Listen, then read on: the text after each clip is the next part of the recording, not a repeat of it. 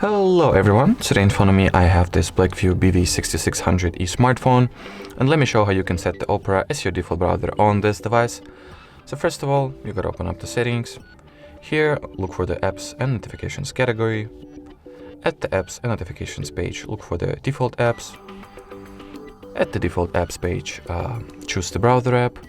And here, basically all that is left to do for us is to select Opera, and that will ultimately mean that we have successfully set it as our default browser. There is also the second way to do that directly from the Opera application itself, so let's open it. Here you gotta tap on this avatar picture of yours at the bottom right corner. Tap on the gear icon that stands for settings and scroll down until you stumble upon the default browser category. Here tap on next, select Opera and choose to set it as a default. And that will ultimately mean as well that we have successfully set the Opera as our default browser. Alrighty, so that was it for this video. Thank you so much for watching and bye!